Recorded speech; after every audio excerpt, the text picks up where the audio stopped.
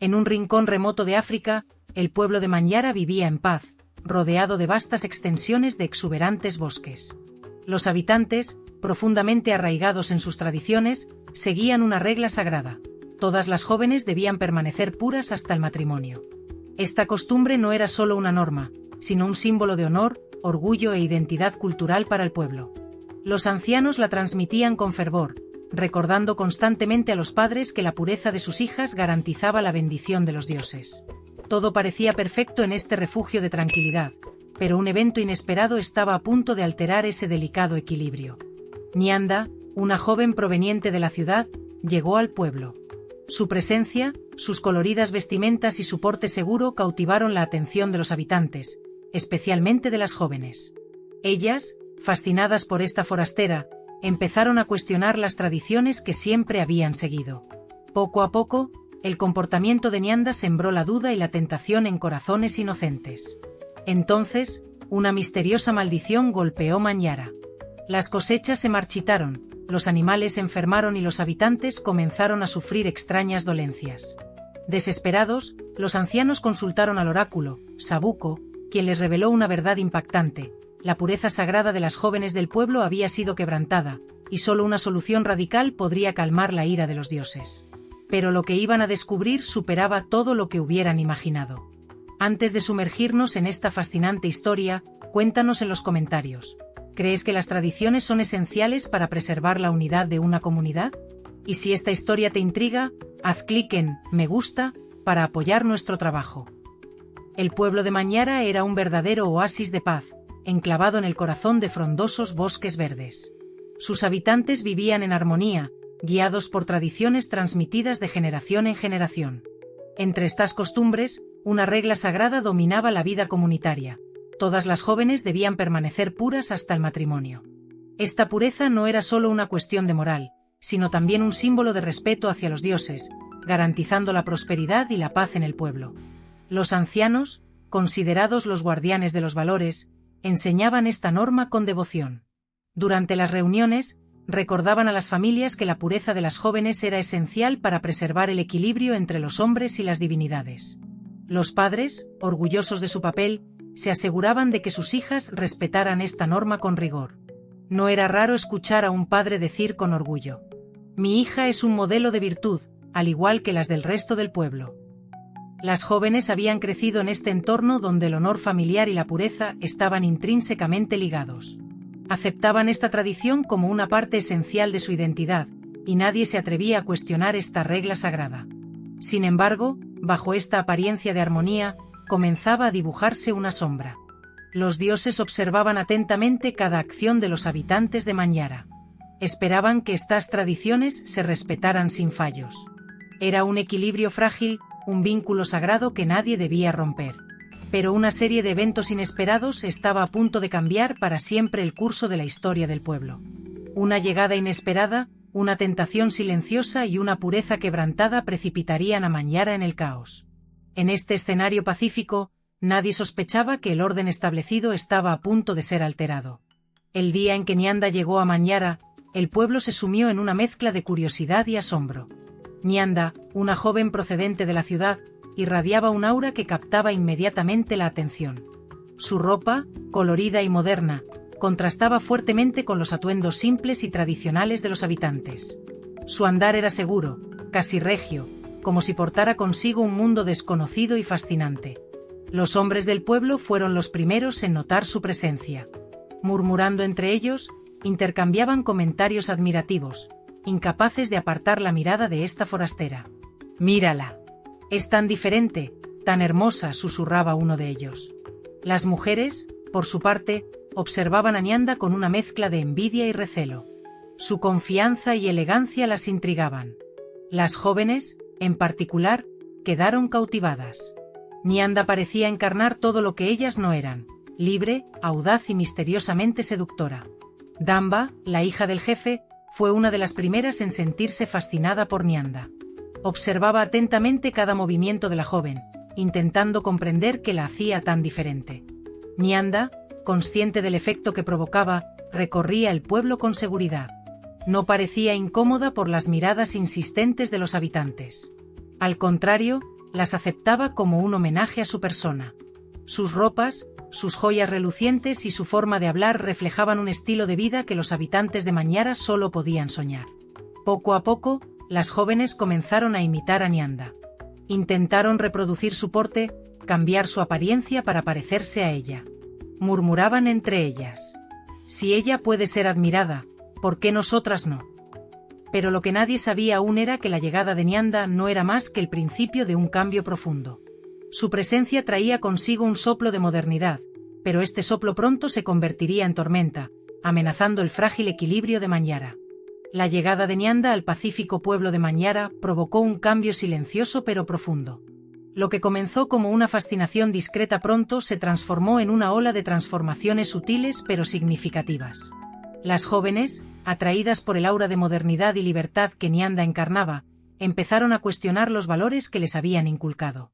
Damba, la hija del jefe, fue de las primeras en sucumbir a esta influencia. Ella, que siempre había seguido las tradiciones del pueblo con rigor, comenzó a observar más de cerca a Nyanda. Fascinada por sus coloridas vestimentas y su seguridad, se sorprendió deseando parecerse a ella. Un día, al cruzarse con Nyanda cerca del pozo, Damba notó las miradas admirativas de los hombres hacia la forastera. Por primera vez, se preguntó cómo sería ser vista de esa manera. Poco a poco, otras jóvenes la siguieron. Comenzaron a adoptar comportamientos que antes eran ajenos al pueblo. Experimentaron con su vestimenta, buscando imitar los colores y cortes modernos de Nyanda.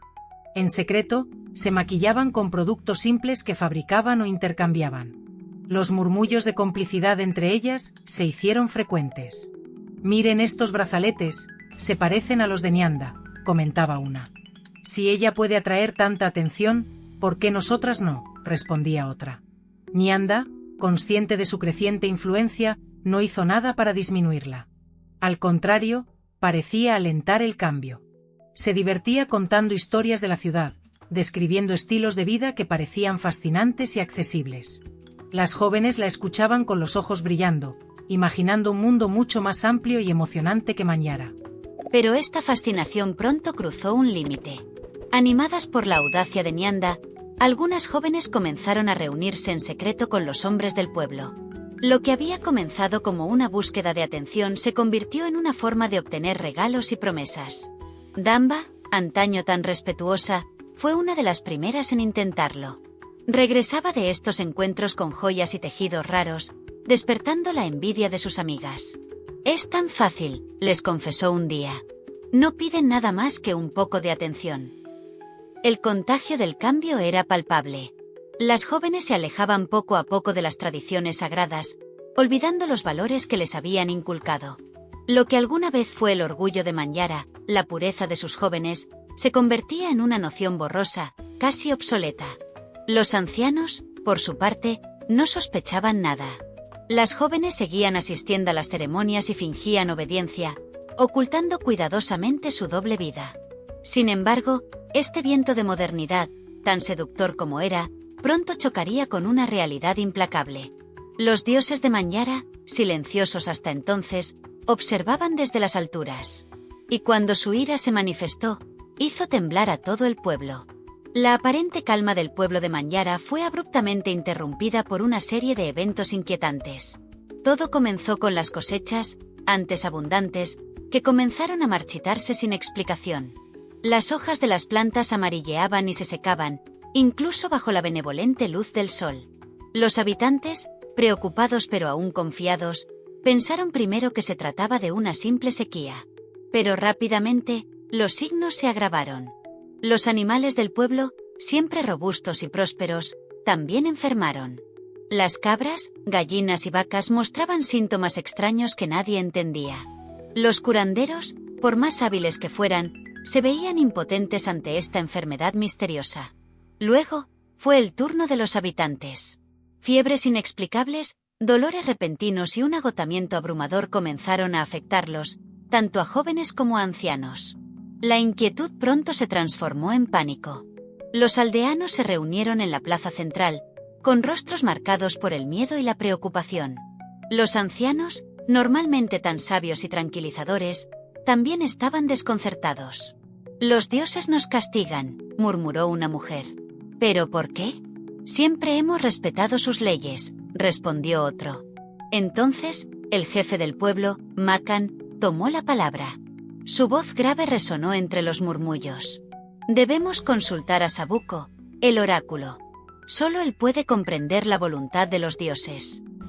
Las miradas se volvieron hacia la choza de Sabuko, un anciano respetado por su sabiduría y su conexión con el mundo espiritual. Cuando apareció, vestido con largas túnicas adornadas con perlas y símbolos sagrados, un pesado silencio cayó sobre la multitud. Sabuko se sentó en el centro, cerró los ojos y entró en una profunda meditación. Después de un largo momento, finalmente abrió los ojos y habló con voz solemne. Los dioses están furiosos. Su pureza sagrada ha sido quebrantada. Una maldición ha caído sobre nosotros porque hemos descuidado sus leyes. Para apaciguarlos, es necesario un gran sacrificio. 2 vírgenes deberán llevar ofrendas al altar sagrado en el bosque. Los aldeanos quedaron inmóviles, incapaces de hablar. La demanda de los dioses era grave. Pero lo que los aterrorizaba aún más era la posibilidad de que ya no existieran vírgenes entre ellos. Los murmullos de duda comenzaron a propagarse. Su antiguo orgullo, el de preservar la pureza de sus jóvenes, estaba a punto de ser puesto a prueba. A la mañana siguiente, el pregonero del pueblo de Manyara recorrió las calles haciendo sonar su campana y gritando con voz fuerte: que todas las jóvenes se presenten en la plaza central para la prueba de la jarra sagrada. Es un mandato de los dioses. Los aldeanos, aún conmocionados por la declaración de Sabuko, se reunieron rápidamente. En la plaza central reinaba una tensión palpable. Los padres acompañaban a sus hijas, confiados en que su pureza cumpliría con las exigencias divinas. Makan, el jefe del pueblo, se encontraba junto a Sabuko, mostrando una mezcla de seguridad e inquietud. En el centro de la plaza se alzaba la jarra sagrada, un recipiente bellamente esculpido, rodeado de antiguos símbolos. Sabuko tomó la palabra, su voz grave resonando entre la multitud silenciosa. Esta jarra sagrada contiene el collar de los dioses. Solo una verdadera virgen puede sumergir su mano y recuperarlo. Así es como los dioses reconocerán a su ofrenda. Una vez identificadas las 2 vírgenes, ellas llevarán los sacrificios al altar sagrado en el bosque para levantar la maldición. Los murmullos aumentaron mientras se llamaba a las primeras jóvenes. Cada una avanzaba lentamente, con la mirada ansiosa, bajo la atenta observación de los aldeanos. La primera joven introdujo su mano en la jarra, pero la sacó vacía. Un escalofrío recorrió la multitud. Luego llegó el turno de la segunda, luego de la tercera, y así sucesivamente. En cada intento, la jarra permanecía vacía. La preocupación comenzó a reflejarse en los rostros de los padres. ¿Cómo era posible? Estas jóvenes, criadas con cuidado bajo el respeto de las tradiciones, estaban fallando la prueba. Tal vez los dioses todavía nos están poniendo a prueba, murmuró un padre, intentando tranquilizarse. Pero a medida que avanzaba la fila y cada joven fallaba, la duda se profundizaba. Incluso Damba, la hija del jefe, se adelantó temblorosa pero decidida. Sumergió su mano en la jarra bajo las miradas esperanzadas de su padre y los ancianos. Cuando la sacó vacía, un silencio pesado cayó sobre la plaza. El jefe Makan desvió la mirada, visiblemente afectado. Los murmullos se transformaron en susurros incrédulos. ¿Ni siquiera la hija del jefe? ¿Cómo es posible? ¿Hemos abandonado nuestras tradiciones? La multitud comenzó a agitarse, oscilando entre la confusión y la ira. Algunos padres, desconcertados, empezaron a murmurar acusaciones. Es culpa de Nyanda, esa extranjera. Ha traído su corrupción a nuestro pueblo. Sabuko, siempre impasible, elevó la voz para restaurar el orden.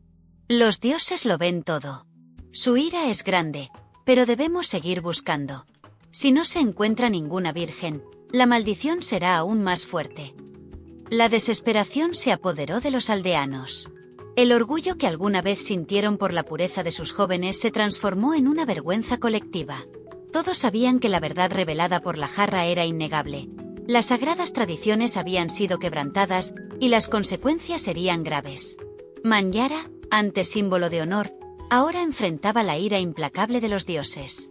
Cuando la verdad salió a la luz en la plaza central, Todas las miradas se volvieron hacia Nianda, a quien ahora consideraban la fuente de todos sus problemas. Los murmullos se convirtieron en gritos de ira. «Es ella. Ella corrompió a nuestras hijas. Los dioses exigen justicia». Nianda, habitualmente segura de sí misma, bajó la mirada, sintiendo el peso de las acusaciones. Incluso aquellos que habían admirado su porte y estilo ahora se mantenían alejados, avergonzados de haberla seguido. Los ancianos del pueblo, liderados por Sabuko, se reunieron para decidir su destino. Tras largas deliberaciones, anunciaron su veredicto. Nianda llevará sola el sacrificio a los dioses.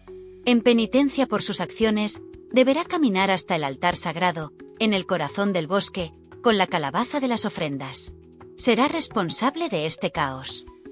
La sentencia provocó reacciones encontradas entre la multitud. Algunos aldeanos, aliviados por esta decisión, esperaban que el sacrificio bastara para restaurar la paz. Otros seguían desconfiando, preguntándose si eso sería suficiente para calmar la ira divina. A la mañana siguiente, Nianda fue llevada al centro del pueblo. Llevaba un vestido sencillo, muy lejos de sus ropas coloridas, y parecía transformada. Sabuko le entregó la calabaza, llena de ofrendas preciosas para los dioses. «Este camino es tuyo», dijo con voz solemne. «Camina con valor y arrepentimiento, porque los dioses observan».